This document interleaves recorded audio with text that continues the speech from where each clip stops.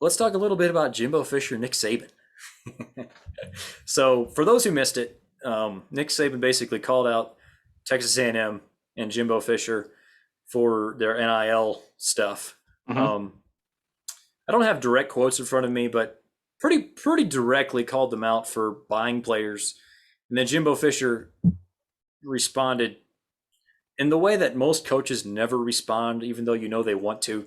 Like, just goes on national TV and just blasted Nick Saban. Um, Basically said that that's how Nick Saban built his success, is that he's been shady his whole career. He's a narcissist, I believe he said at one point.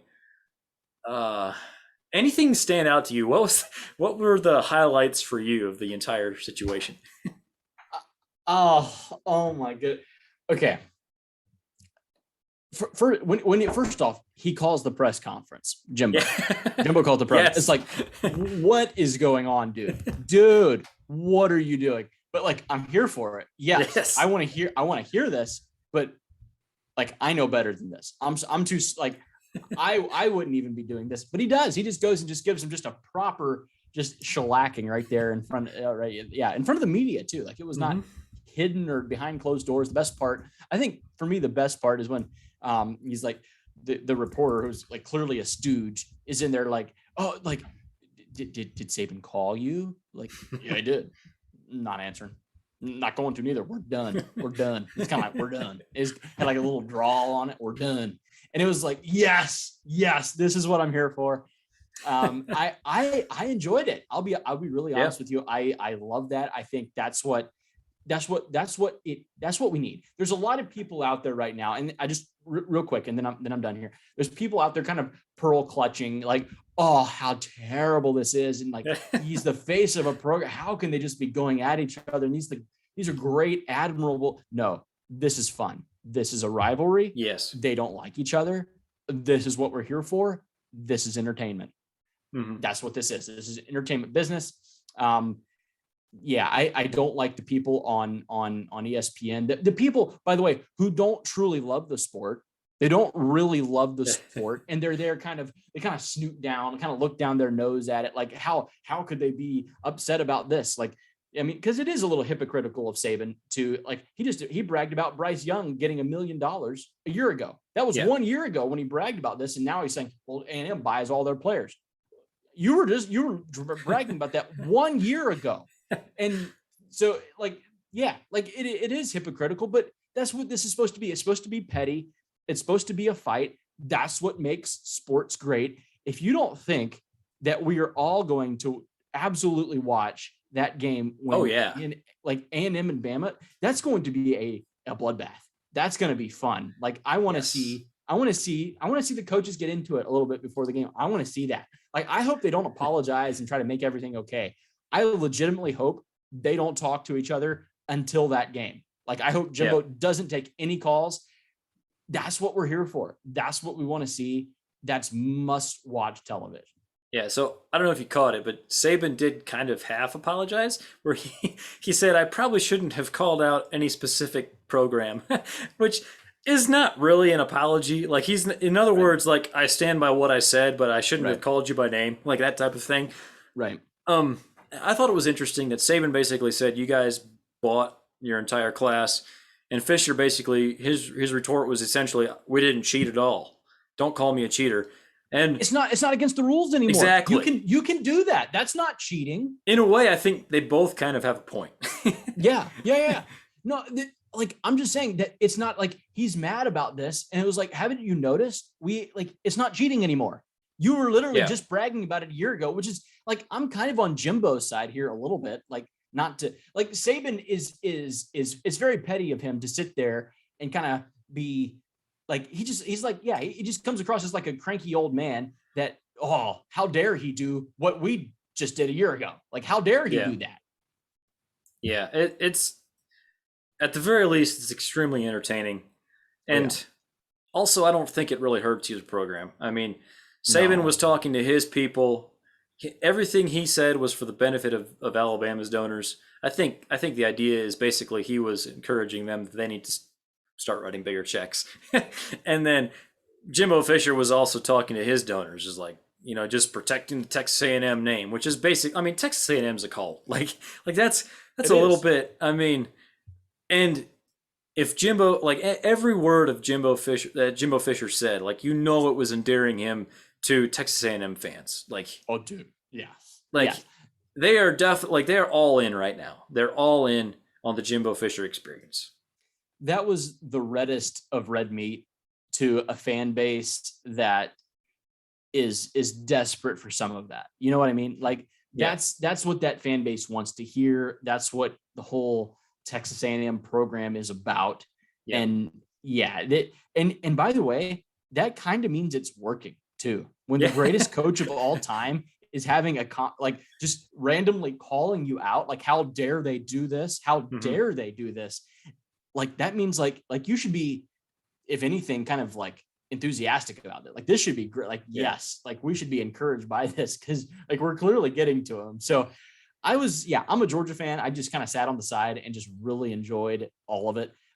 SEC media days coming up here in a couple of months are going to be a hoot. yeah, That's going to be a lot of fun. It's really good for the sport in general. I'm with you. I don't think it hurt either program.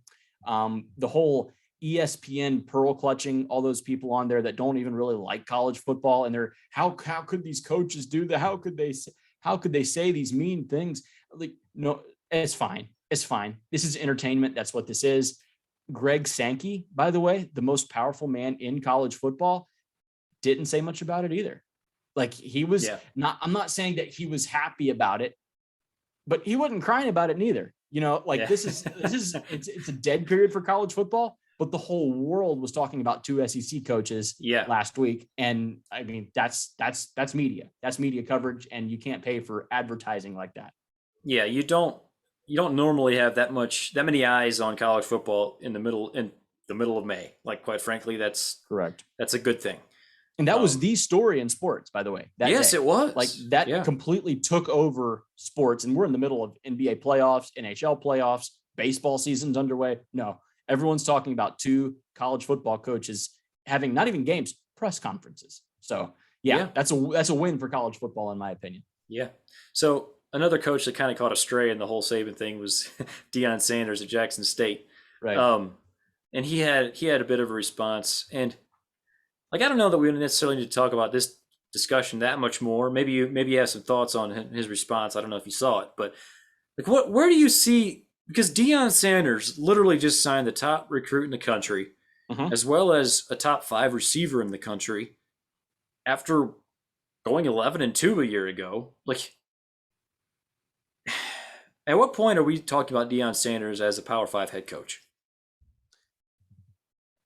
I mean, I think soon, right? Like you can't tell me that he couldn't come and bring some real juice to some of these programs. That Yeah. he wouldn't be at Vanderbilt, but like a Missouri, or Hmm. probably like an SEC or ACC school. Yeah. Like why not Florida State? I know like people Yeah. kind of like Norvell, but why not Florida Yeah. State? If Norvell Yeah, doesn't work out, I mean, I talked about them. They're at 36% blue chip ratio. You can't tell me Deion Sanders wouldn't turn that to 56 real quick. I agree. I agree. They're completely. I think the only bad part about, like, I don't know how much work he really puts in. Like you have to be relentless as a Yeah. college football head coach. You do. You have to be just like thirsty for all of this, like all the recruiting you have. It's a lifestyle for you. Yeah. And I think Dion, maybe like he still kind of does some of his stuff with like Barstool Sports or whatever. Like he does like Yeah. to be kind of doing other things. Whereas you're not seeing Kirby, Ryan Day, Hmm. Saban. You're not seeing Dabo. They're not doing other things. They're focused on working. They recruit. Marcus Yeah. Freeman's probably one of those guys as well. Yeah. That's what we do. We act like, what's your hobby? We recruit. That's what we do. Yeah. And like you have to be that kind of guy to be at that level. But I mean, he's getting a few. Like he is getting some Yeah. talented players. He's So clearly doing something right. Like he must be correct. working at some, like, yeah, to some level. Correct. And no, I agree with what he said. Are you kind of referencing like our people, like his whole our people playing with our people, and is that kind of what you were saying? Um, I don't remember exactly what all he talked about, but I know he talked about how He basically said it was a lie that Travis Hunter got $1 million, that type of thing. Which I don't know. Like, who knows who? It's He probably here's did. here's the way he can too. There's nothing wrong with him getting $1 million. Here's what's probably someone true. Tell me where this is wrong. He probably got $500,000, and the other $500,000 is coming at the end of the season. Like, and that way everyone can actually be telling the truth. You know what I mean? Like, yeah. You got to watch the quotes exactly as they're said, because there's always a middle ground that they're both kind of, like you coaches are really good at saying the truth in a colorful way that makes it come across the way they want it to come across. Yeah, no, I agree. I think it would be good to see Dion at a big school, like just to see what he could do there. I think it would bring a lot of energy at certain places, not all schools. Like he wouldn't fit at Vanderbilt, but like he could really fit at Florida State, like places like that. So yeah, just we'll give it some time, let it play out. Hey, maybe Auburn. I mean, Auburn is actively looking for all coaches, which hey, in all of this, Brian Harsin has to feel pretty good about life, seeing Jimbo go at Saban, Kirby's kind of out there doing his thing. He's just kind of flying under the radar. Like, I don't know what their win totals are for next year. We haven't got into the SEC stuff yet, and we won't for a while yet. But like, he's kept his head down well, and good for him. Good for Brian Harsin for still being at Auburn. That's what I'll say. Yeah. I think he's probably not long for Auburn, but he'll at least get rich out of this whole situation. He needs to soak them for all they're worth. That was a scumbag move that those guys pulled. That was good for him. For sure.